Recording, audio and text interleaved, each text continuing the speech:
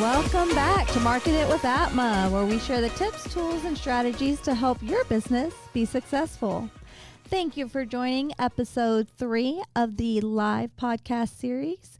We are joined today by Bryan Acosta, CEO of Advent Trinity Marketing Agency, and he is going to help us learn how to not make mistakes during one of the most critical parts of your business strategy, the launch phase. Welcome back, Bryan.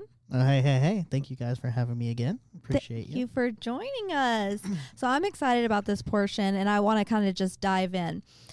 Let's start big. So why is launching so much more than just going live? Yeah, so, going live, everybody wants to go live, and especially if you're a business owner, most business owners, they're eager to go live. Why? Because the return on investment, right? They're trying to get out there so that they can start to see the business flow, start to see the leads come in, and the excitement, right? And so I always have to kind of reel the business owners in and investors in, be like, hey, okay, listen, we've got to reel you back in, and remember, everything is about strategy. Everything is about making sure everything's aligned and working properly.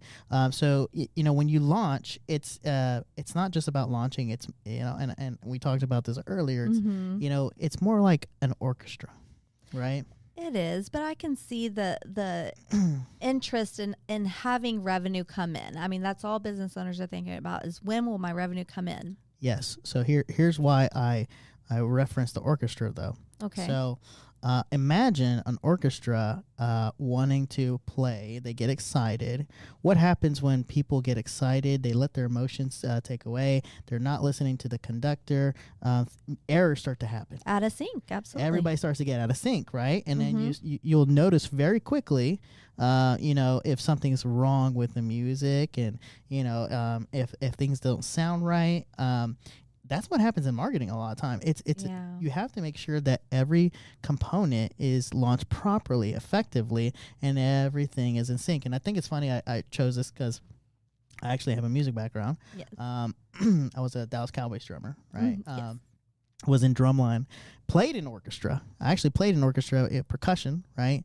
And so this kind of touched base with me is this: you have to make sure that the music, when you go and listen to orchestra, you want to listen to something beautiful. You want to tap into emotion. That's right. The same thing with marketing.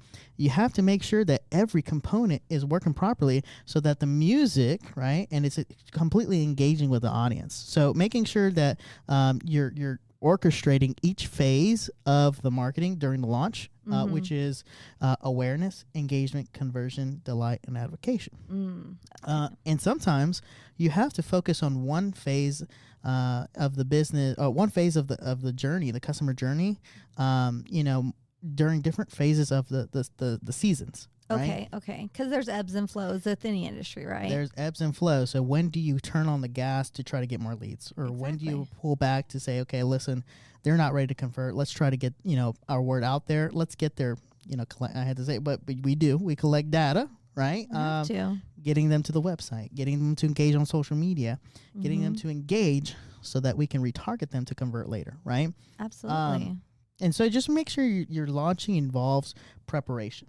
Okay. And this goes back to the strategy and the build phase. If you haven't listened to the past 2 episodes, you're starting to see why those phases were so important. The preparation of ensuring that you have the right creatives and you're able to measure. You have the right content. You have the right event set up. It's also not just about ensuring that you have a campaign and you have the right content. Do we have the right event set up so that you can track the customer? Did they did they turn into a lead? What pages did they jump on, right? With that point, what are the most effective channels to launch a brand today, would you say? And how do you help clients choose which channel? So that's a great question because there's no silver bullet. Okay. And a lot of businesses, they want that silver bullet. I want the secret sauce, the secret Krabby Patty sauce. Yes. Formula. Look how that's going for Plankton. That's a shameless plug for SpongeBob. I'm so sorry. But anyways, you can tell I'm a millennial. So it's all right. So how do you choose? So how do you choose is, you go back to the data, and here's some interesting data that we pulled from HubSpot. HubSpot is a multi-million-dollar company, right? And so they pull a lot of data from their CRMs and their studies for B2B. So if you're business to business, one of the top things that you should be doing is SEO and website. And I'm going to spend some time on this, so give me a second, okay? Okay, So I was ready to ask my next one. So SEO and website, okay? The reason why that's so important is making sure you have blogs. Is when you go to B2B, you think about it, right? Businesses aren't as like consumers. So B2C, consumers buying shoes, when you're buying things for business, it's a bigger investment. Yes. And also, not only is it just a bigger investment, you're making decisions for the business, right? So you want to ensure that you're choosing the right product, you're choosing the right vendors, right? Because you don't want to be that person that hired a vendor or a product and it didn't work, right? Right. And it all falls on you. So there's all that consideration. So SEO website, we focus on making sure that you as the business are credible. Right? The decision maker in the business, right? Well, the website is designed to ensure that whoever's looking at the website is this business that I'm looking at, is it credible? Is it credible? Do they know what they're talking about? Can I trust them? So there's almost a longer process when it comes to B2B. Another thing is paid social for B2B. Okay. Paid social is huge because paid social, investing in things like LinkedIn and Facebook, right? Because you're most likely dealing with business professionals. They're rarely gonna. They may be on TikTok and may on Instagram, but they're not there for what? They're not there for business. They're not looking for things on Instagram, and Facebook. Instagram and TikTok. They're looking for answers. So usually they're recruiting on LinkedIn, looking at blogs. They're looking for resources or solutions to a problem, right? Exactly. And then you got B2C. Okay, so B2C, I have some interesting data here I just found, right? So email marketing is still one of the biggest things you could do for B2C. It doesn't surprise me, honestly, because it takes 6 to 8 touch points, right? For someone to see it consistently. Yep. So email marketing is the biggest, return on ROI channel for B2C. You got paid social, of course, right? And content marketing. But content marketing is different. When it comes to B2C, it's more about the product and what does it do, right? And what problems does it solve, right? So you got and here's some global discovery channel analytics here. Search engine, you would say 33% people make decisions on the search engine. TV ads are still alive, everyone. Wow. At 32%. Okay. And when we saw TV ads, we're talking about now people with TV ads. It's no longer just TV ads, it's streaming ads. That's what I was going to ask. So if you're watching Paramount or if you're watching Freebie or any of those. I'm watching Amazon and I see ads all the time. Yes. You got social ads, of course, right? Social media. And then the brand site itself. So social ads is 30%, brand sites is 26%. So here's the tip, right? You have to know where your audience is. And that goes back to ensuring that you do strategy and you do research so that you can be more, ensure that you're engaged with them. And making sure that you're conversion ready. So let's say for a SaaS program, right? A software as a service, you should be doing SEO and LinkedIn, right? When it comes to direct consumer, which is B2C, you should be doing Instagram, email marketing campaigns, and any paid social where your audience lives. So, okay. It goes back to strategy. You have to define your target demo, right? And you have to flow out your buyer's journey. What does that journey look like, right? And then once you have that, then you map out the channels. Okay, so we've talked about channels a little bit. Let's talk about budget. How much should people or a business owner be spending on the launch phase, and where should they be sending it? All right, so here is where it gets finicky. Not finicky. I'd say it gets sensitive. Because people, they get lied to a lot on social media. Well, my friend didn't spend a lot of money on social, ads and things of that nature. Like, listen, the reality is this data that I'm about to give you comes straight from all the people like SBA, Small Business Administration. A lot of research has been done, but marketing budgets typically are anywhere between. It should be. Should be. That's a very important part of this. Anywhere from 5 to 12% of total revenue.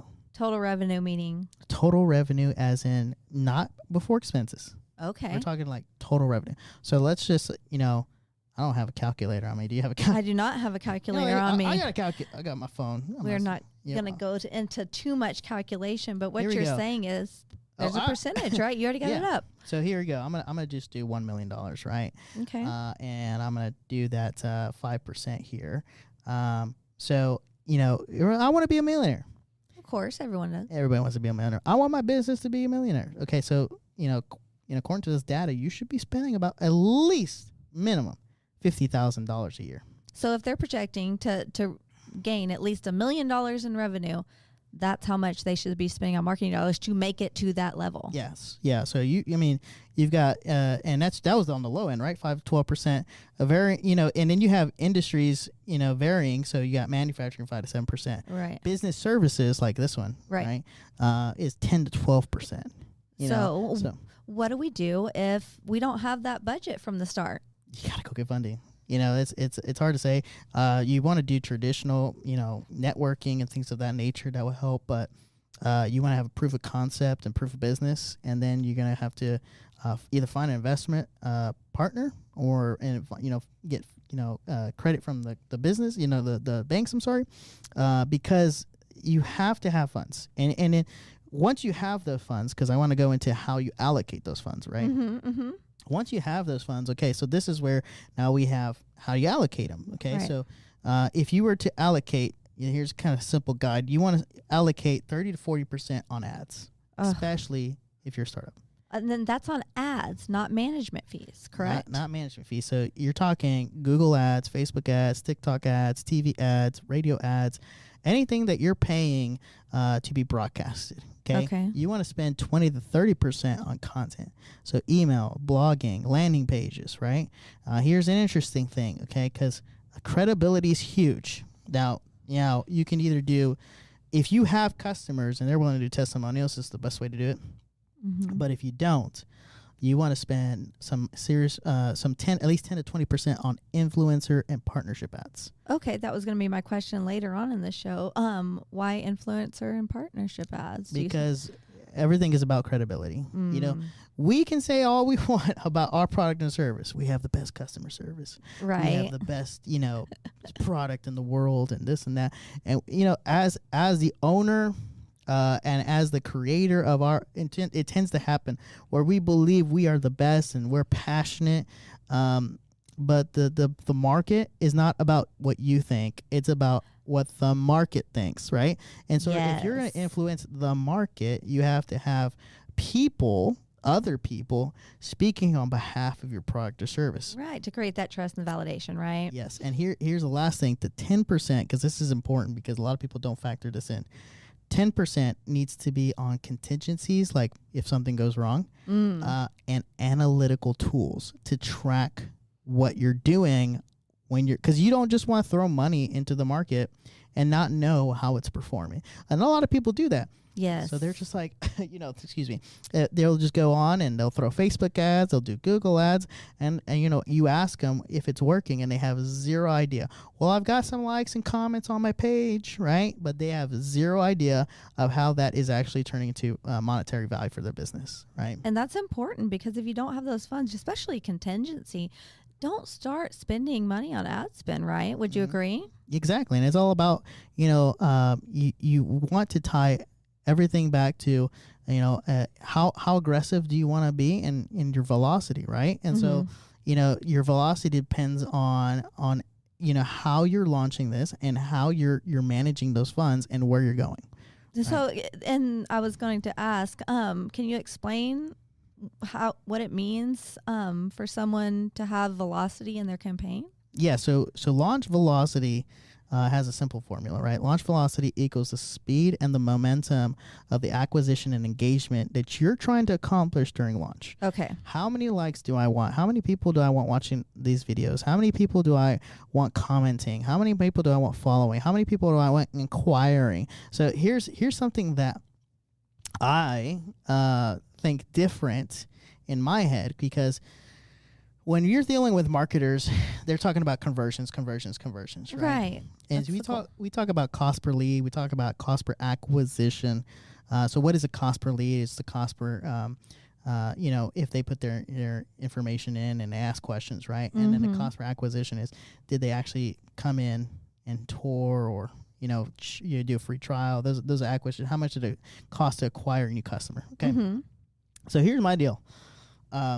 Leads, to me, are not conversions, they're engagement. That's important to know. Yes, because here's what happens.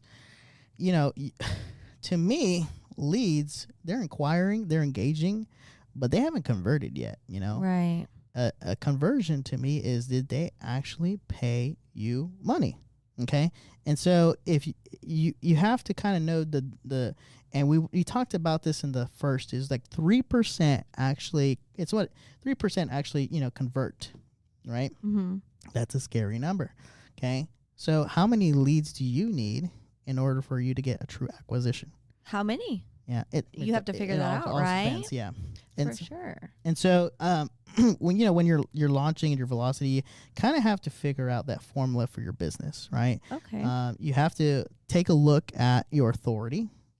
How do you stand in the market? Have you taken a look at competitors? How do you rank against them? How many customers do they have compared to you, right?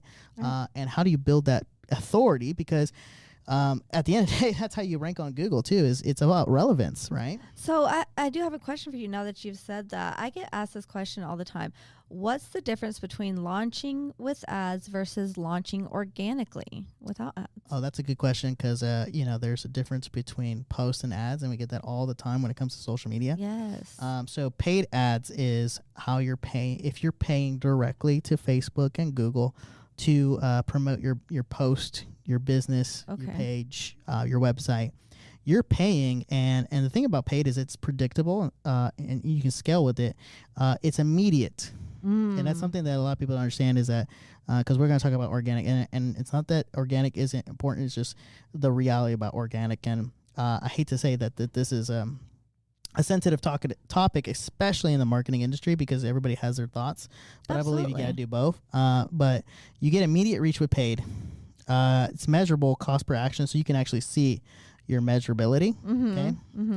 And honestly, it's the best thing to do when you're starting a business is advertise, because that's how you launch. That's how you get people aware and engage with your business, right? Yeah. So organic, okay? So I didn't pay Facebook, I didn't pay Google, but now I'm posting on my page, and I'm posting, and I'm not seeing a lot, and I get this a lot, I'm not seeing enough. I post on my social media platforms, but people just aren't engaging. And I'll post on my personal, by the way, you have to understand that those are two different algorithms. Very different algorithms. Yeah. And so organic is about trust.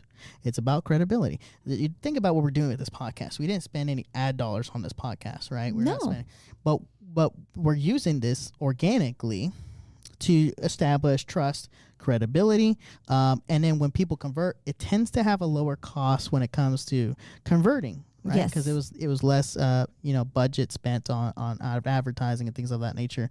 But the thing is that it takes longer. Absolutely. Right? It's a longer push, and they both go hand in hand, though. You can't do paid, and you can't just do paid, because that's a lot of money, and you can't just do organic. So the goal when starting a business is to start pushing with advertising, use organic to build trust. Right. And then as both of them start to go parallel, your cost per lead and cost per acquisition starts to go down, because people trust you more.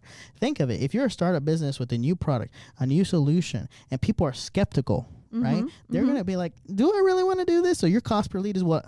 Higher, of course, right? But the more and more people start to use it, which is the organic, right? The more and more people that The actually reviews. start to use it, and the organic posts and stuff like that, the more people start to organically start to research you, organically start to go to your website. Now the cost per lead starts to come down, cost per acquisition starts to come down, right? And now that spend that traditionally that you were getting, cost per lead, if my cost per lead and acquisition is up here, now it starts to go back down to your original goal. And then eventually, as you build big brand, a big business, now that gets extremely low. That's right? important to know because, like you said in the beginning, having that budget's important because it looks like initially you're always going to be a little bit higher and then it'll start to level out on the ad spend and things like that, right? Yeah, I think the biggest thing is like expectations, especially when starting a business, is that you have to, and my mentor, and he's an investor, okay? He's always, remember, he's actually invested in stocks, right? And he always says, if you're investing in a flip, you're already lost, right? Because eventually you'll start to make mistakes. You always have to think long term. The biggest investors out there, they invest strategically for the long term. Okay. With that being said, can you tell us any recent campaigns that you've had that have been successful? Put your money where your mouth is, I guess you could say. Yeah, I got two actually. It's funny. No, actually, wow! I just thought about it. I got like 3 or 4 now. Okay, let's start with the ding ding ding. Okay, let's start with the one in house here. Okay, it's a Nuva Desk co-working. Okay, so that one, believe it or not, took a while. Okay. It took 2 years for it to finally take off. Wow. But once it did, it blew up, right? And then one thing that we did, one campaign that we strategically did that kind of like, really pushed it, was when we launched events. Interesting. Okay? So co-working, just kind of background, co-working spaces, like co-working office spaces, shared desk. You got this podcast room, media production room. But once we said, hey, we're going to do events where we bring the outside community in for networking and for lunch and learn. But, most co-working space, believe it or not, what they'll do is they'll do events, but only for the members. What we did was we did public, right? Interesting. And we did public because the goal was not, hey, we just want members to be involved.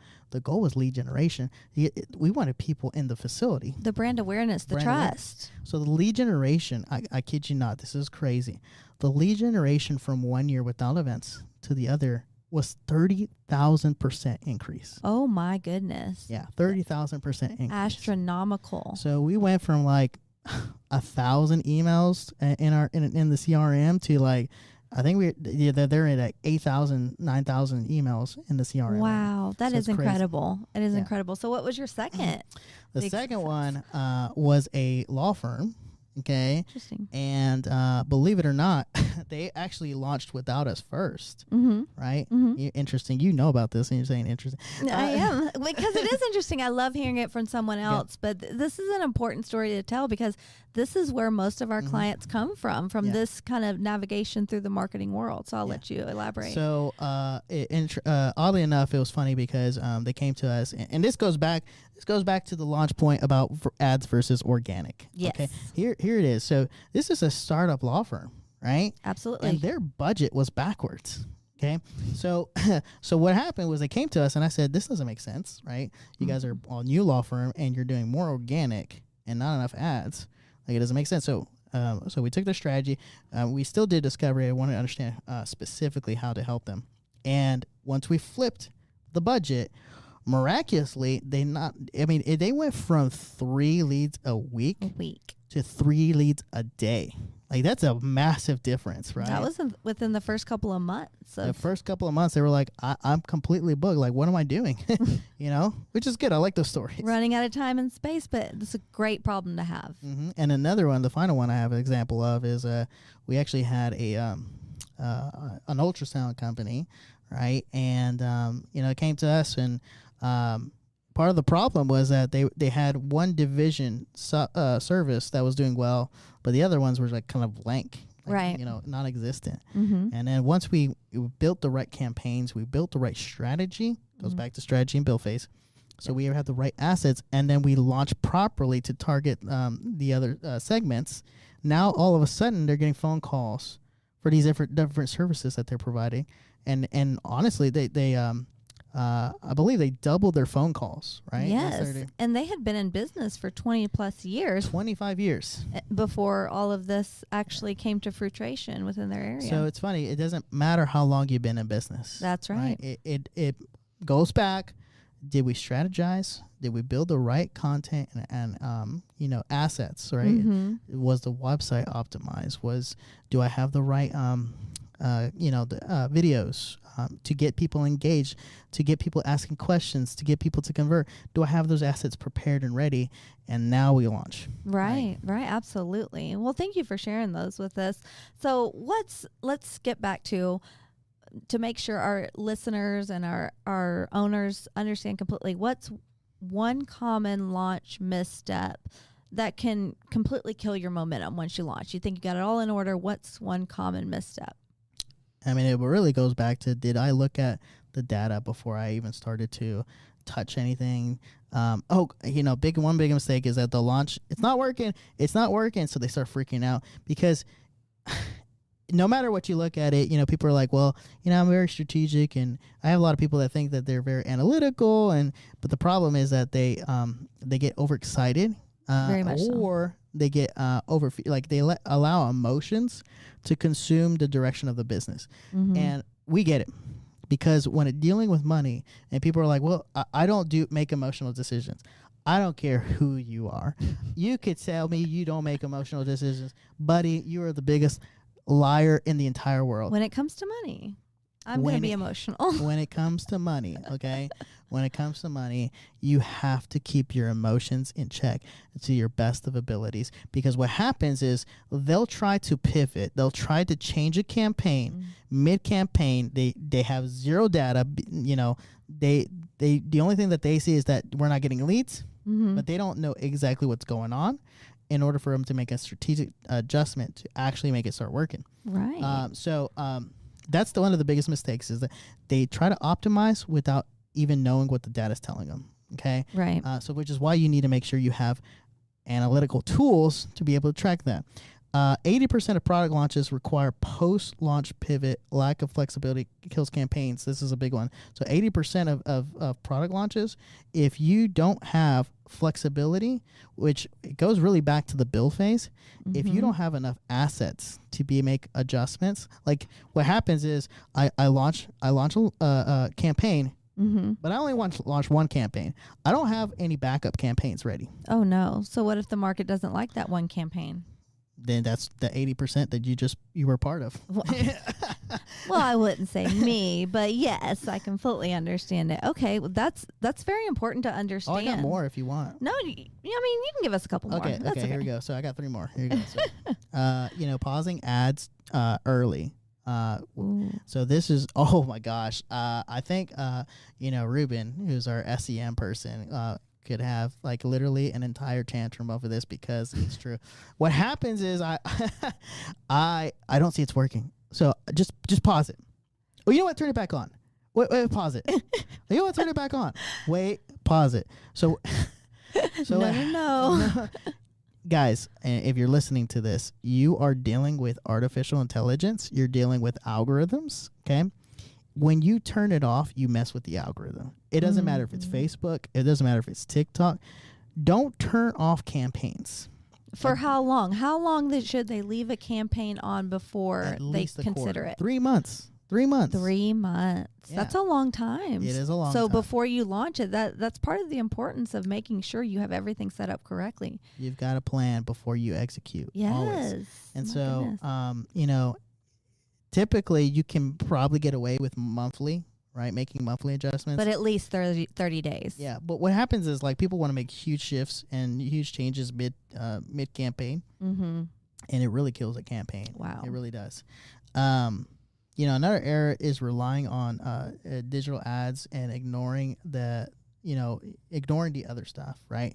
The direct mailers and the just the organic networking and things of that nature. Organic network, referral based. So I always tell people, I'm a salesperson too, And we have a phrase in the gym industry. Story's laughing because I think she knows what's coming.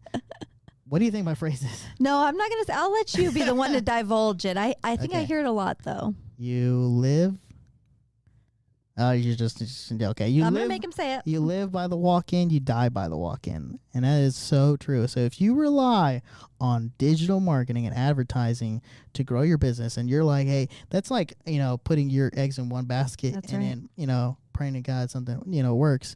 And the thing is, you live by the walk-in, you die by the walk-in, right? If you don't have, and this is, a lot of people will just, I'm just gonna rely on Google. I don't have anything else, and that I've heard it so many times, and I'm like, listen, that is not a good business model. Absolutely not. You have to have inbound and outbound marketing. Okay, you have to have somebody out there representing your business. Think about how we started our business. We're a digital marketing firm, and yet we were out there in the chamber. We were out there networking. We're still out there. We're still out there because relationships is still number one. Advertising is definitely going to give you leads, but we're not going to allow. Even with slumps like this, right, in the summer, because people are on vacation. You guys are probably on vacation right now, listening to this on the beach or somewhere, right? I'm over here working. Good for you. You're optimizing it, though. Your downtime, you're optimizing, correct? Optimizing for content creation, organic, right? And so, those are just a couple of things that I see that are errors that people just, at the end of the day, they're just emotional because it's an emotional time. Launching a campaign, I want to make sure it works, and they're making emotional decisions instead of tactical and data decisions. Wow. So to your point, what you're saying is if somebody were to be launching today or tomorrow, what's the first thing they should do? Just to reiterate what you kind of just went over. If they're launching today, what's the first thing they should do? You have to make sure you understand what your goals are. Right. What are your goals? What are you trying to accomplish? Is it lead generation? Is it engagement? Like, where do I start? And at the end of the day, it starts with awareness, right? Absolutely. You can't expect people to convert if people don't know who you are, right? You have to set goals of what those cost per acquisitions are. Do you understand the industry standards in your industry and how much those cost per lead is, right? So setting goals, making sure you yourself understand how much those leads are going to cost. You yourself understand how much those acquisitions are going to cost, right? Doing that research. You have to do the research, understanding the audience, understanding who you're trying to target, making sure, is it Facebook? Is it Instagram? Is it TikTok, right? You have to create a blueprint, right? Of how you're going to scale. Are you going to lean on emails, SEO, social-based testimonials? You have to actively track what's going on through your portal, right? What kind of portal do you have? And are you tracking your dashboards? Are you tracking your Google ads, your Facebook ads? Are you tracking? And can you truly tell if I were to sit down with you, and I sit down with you and I say, hey, what is your cost per lead, right? How much does one lead cost you? And do you know? And do you know? And then how much does one customer cost you? And do you know? And if you can't do that, it's because you don't have the right tools in place to track that on an ongoing basis. Right. And when you have those analytical tools, to your point about campaigns, do you have the funding to shift the campaign? Right, if exactly. need be? Which goes back to that 10% contingency. Right. Do you have a 10% contingency plan, right? And so yeah, it's just, it really boils down to, if you didn't listen to the first 2 episodes, I would recommend you go back and listen to strategy. Did you strategize? And did you build the right assets to properly launch? Because your goal for the launch, and let's just be completely honest here, your goal for the launch is just 2 things. Can I get them to engage? Which is, inquire and ask you questions, and can I get them to convert into customers? That's what the launch phase is about. It's how do I get out into the market? How do I get them asking questions and in the doors, and so that we can treat them or give them the product or service and convert them from a prospect, somebody who doesn't know who you are, to a actual customer. Right. And the launch phase, with that being said, you have to sustain that phase for a while to understand where you need to shift to, where you don't need to shift to before you even move on to grow, correct? Yep. You can't even, we didn't even, most people don't even hit the grow phase until sometimes even year 2 or 3.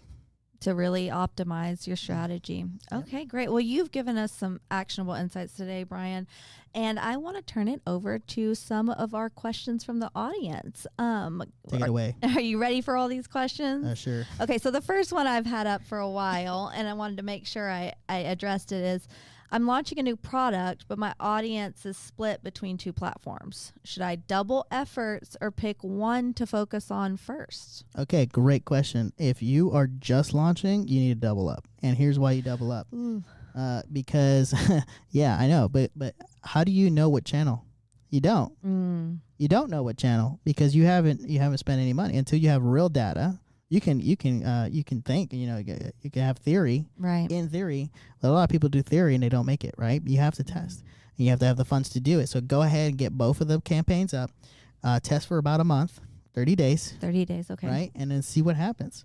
And then be like, okay, which one got the most engagement? Which one are people actually inquiring? Which one are people asking questions and commenting? And then you kind of, it's the rule of A/B testing. Are you doing A/B testing? That's why it's called A/B testing. Okay, so if one is doing much better, you want to increase your funds to that campaign and decrease the other? Yep, and it's just like stocks. Think about it, the stock market. Very true. You move one stock to another, right? Mm-hmm. It's the same thing in marketing. Okay, great. That was a great answer to that question. Now, I have a second question. Is it better to build hype before a launch or to focus more on follow-up emails and follow-up information after? Yeah, it's kind of, that's funny, but you got to do both. Okay. So here's what happens is you have to build the hype to get people to get excited because everything's about emotion. Right. And then you launch, right?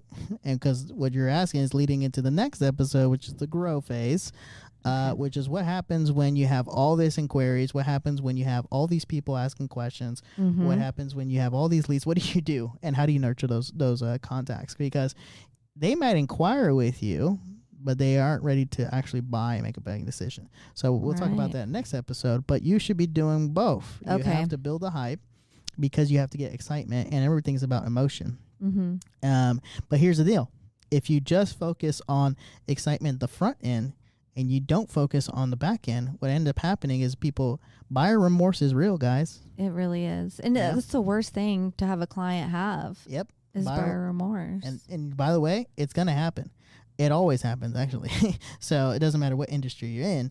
Buyer remorse is real. And if you're not nurturing those relationships, also, people aren't, if people are, not prone to make a decision on the first inquiry.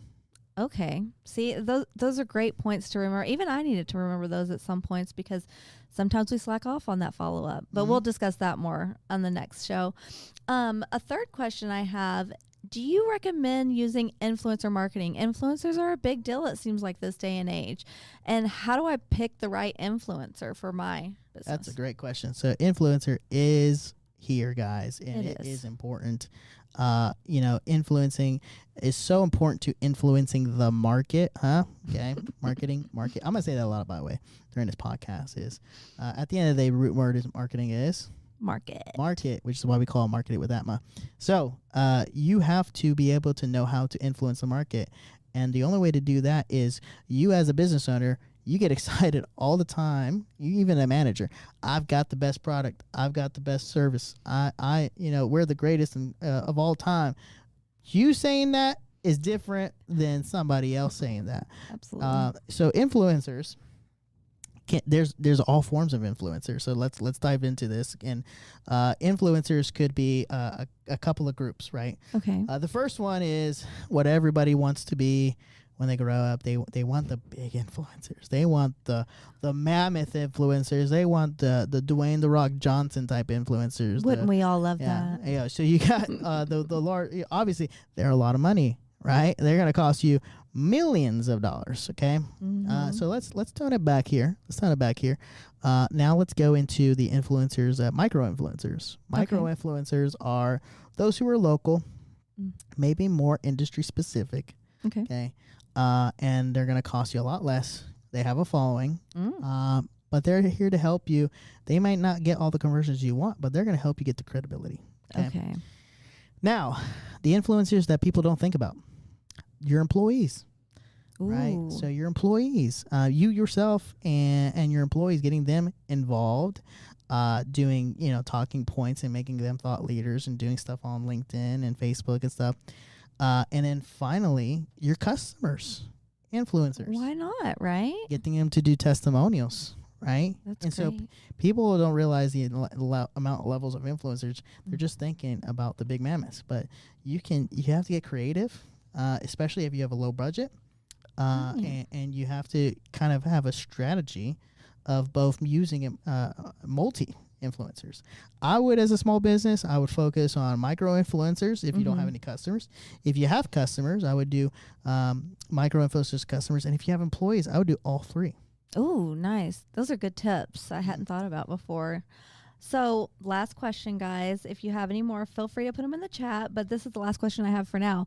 If my last launch flopped, how would I recover and relaunch without losing that trust? So that's a good question. So if your last campaign flopped, it goes back to, hey, you're going to have to take a step back and go do a strategy first. So go listen to the strategy podcast and strategize, do a plan, and then you're probably most likely going to have to rebuild most of your assets. Because what happened was, if it didn't work, it wasn't the money you spent or what was spent.